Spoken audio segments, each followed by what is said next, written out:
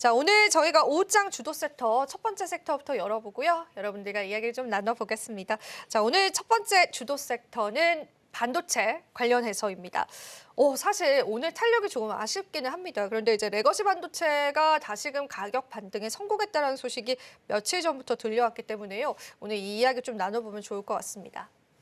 네, 일단 이제 반도체도 반도체지만 오늘 일단 동시 선물 옵션 만기일입니다. 그러다 보니까 일단 오늘 오전부터 외국인들이 좀 계약수가 좀 빠져나가고 있는 모습인데 이런 부분들이 일단은 시장을 조금 더 어떻게 보면 좀 약세 흐름들을 좀 나타내고 있는 상황이고 또 전반적으로 지금 반도체 쪽 같은 경우 특히 이제 뭐 삼성전자나 SK하이닉스 같은 경우가 또 약세 흐름들이 좀 연출이 되고 있는 상황이다 보니까 반도체 쪽에 대한 부분들도 마찬가지지만 지수도 지금 좀 다운그레이드 현상들이 좀 나와주고 있는 모습으로 판단이 들어요.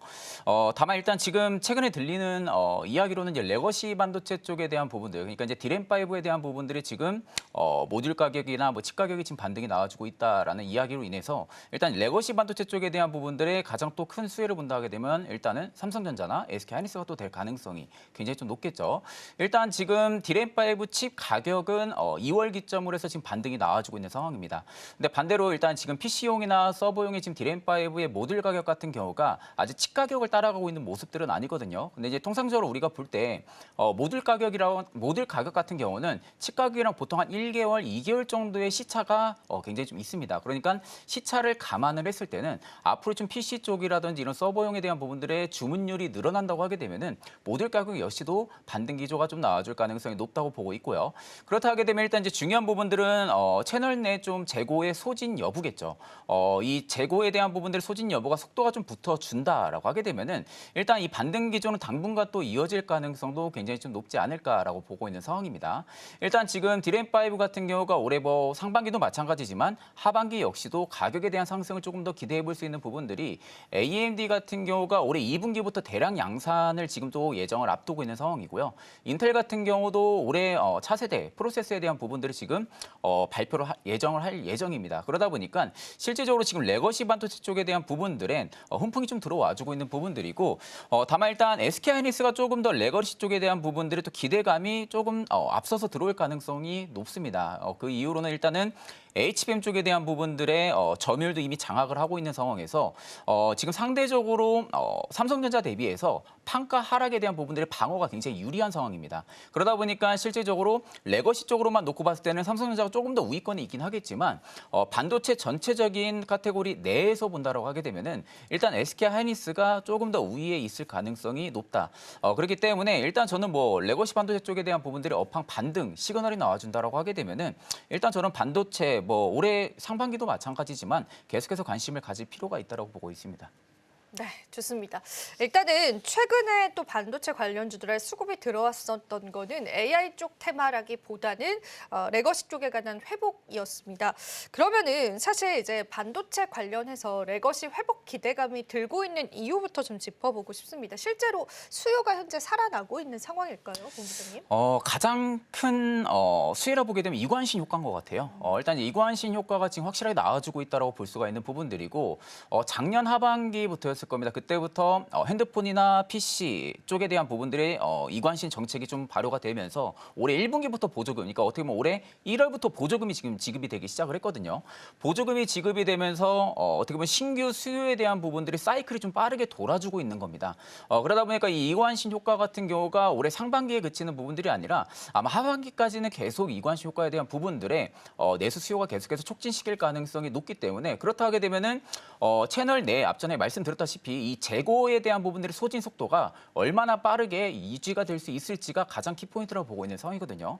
일단 칩 가격이 반등을 하기는 했어도 실질적으로 채널 내의 재고가 소진 속도가 빠르지가 못한다라고 하게 되면은 그 반등에 대한 부분들의 제한폭도 굉장히 좀 크지 않을까라고 보고 있습니다. 다만 이제 채널 내 재고가 안정화가 되면서 소진 속도 역시 빨라진다라고 하게 되면은 올해 하반기까지는 레거시 반도체 쪽에 대한 부분들의 프리미엄이 계속 좀 붙어줄 가능성도 굉장히 좀 높다고 보고 있는 있는 상황이거든요.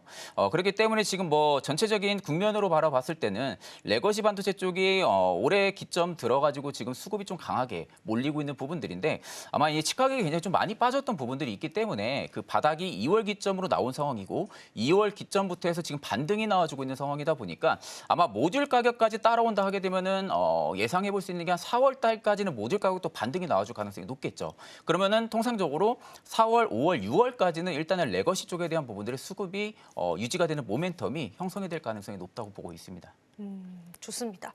자, 실제로 수요 자체는 이제 중국 쪽에서 촉발됐다라고 보고 있는 시선들이 많습니다.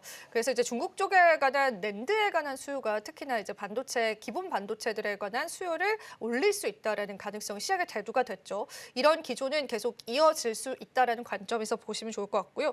사실 이제 반도체가 업황이 개선이 되게 되면은 우리가 그 안에서 투자처를 찾아야 될 때 사실 저는 좀 그렇더라고요. 그 대형주들은 비교적 이제 잘 외워졌는데 네네. 이 중소형주들 같은 경우에는 종류도 너무나 많고 또 많은 또 기업들이 있다 보니까 어떻게 좀 추려야 하고 또 어떤 기업이 좋은지가 속아내는 게 참 어려웠습니다. 네네. 근데 이제 본부장님께 보실 때는 이제 큰 틀로 반도체 업황이 개선이 되면은 대형주 위주 쪽에 수급이 더 돌 것 같으세요? 아니면 중소형주, 소부장 이쪽에 조금 수급이 돌 것 같으세요? 일단은 장비단보다는 소부장 그리고 대형주 쪽에 먼저 들어갈 가능성이 높다고 대형주. 봐요. 네, 왜냐하면 일단은 대형주들이 출발을 확실히 해줘야 됩니다. 결국에 이제 장비단이나 소부장, 이 중소형주 기업들도 결국엔 수급적인 부분들이나 주가 상승에 대한 탄력도가 붙어주려면은 대형주가 못 가면은 그 탄력 자체가 크지가 못하는 상황인 거죠. 그러니까 지금 단발성 만약에 예를 들어서 단발성 반도체 업황에 대한 부분들의 호재성 재료가 나온다고 하게 되면은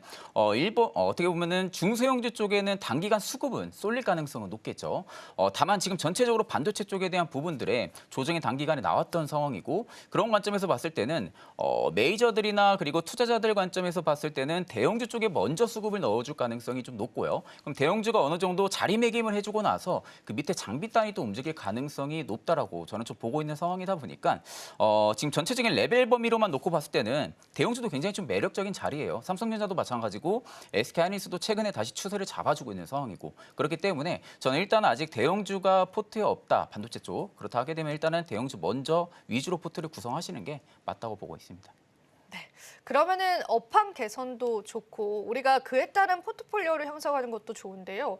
일단은 전반적인 업황에 먹구름이 들여왔습니다. 관세라는 그 리스크들 여전히 피해갈 수 없을 것 같습니다. 반도체에 관한 관세 이야기 혹은 이제 반도체에 관한 그동안 세법적인 혜택을 줬던 부분들 폐지하겠다. 이런 트럼프 행정부들의 발언이 실제로 있었기 때문에 여전히 우려감으로 제기가 되는 것 같습니다. 영향은 어떻게 보실까요? 사실 이제 관세는 피할 수 없다고 봅니다. 일단은 관세에 대한 부분들은 피할 수 없다라고 보고 있는 상황이고요. 그럴 수밖에 없는 부분들이 일단 트럼프 대통령 같은 경우가 자국 우선주의에 대한 성향이 굉장히 좀 강합니다. 그러니까 지금 AI면 AI, 뭐 조선이면 조선, 뭐든 본인 어떻게 보면 미국의 초강대국으로 만들려고 하는 그런 의지들이 굉장히 좀 강한 상황이거든요. 그래서 오늘자로 지금 얘기가 나왔던 부분들이 TSMC 필두로 해서 원팀 체제로 꾸려 나가는 거, 뭐 인텔도 마찬가지고 뭐 AMD나 뭐 엔비디아랑 뭐 같이 인텔을 인수하는 뭐 이런 이야기들이 계속 좀 나와주고 있잖아요. 근데 사실상 이제 이게 개인적으로 생각을 하게 되면은. TSMC 입장에서도 그렇게 하고 싶지는 않을 겁니다. 근데 어쩔 수가 없는 상황인 거죠. 미국의 지금 어떻게 보면 지금 트럼프 대통령 같은 경우가 반도체 불기에 대한 여파를 계속해서 지금 유효를 시키고 있는 상황이고 그러면 TSMC 입장에서도 결국에는 트럼프 대통령에 따라서 움직일 수밖에 없는 상황이고 그러다 보니까 결국엔 지금 엔비디아나 그리고 AMD의 필두로 해서 뭐 인텔에 대한 인수 이야기가 지금 계속해서 나와주고 있는데 여기에 이제 가장 큰 이유 이제 어떻게 보면 트럼프 대통령이 계속해서 밀고 나가는 부분들이 미국 같은 경우 공정력이 없습니다. 아직까지는 이게 자체적으로 공정 기술을 개발할 수 있는 그런 능력이 아직 없는 상황이거든요. 그러다 보니까 실질적으로 TSMC를 끌어들여 가지고 원팀 체제를 구성을 해서 어떻게 보면은 자국 내 공정력을 지금 계속해서 개발을 시키려고 하는 거죠.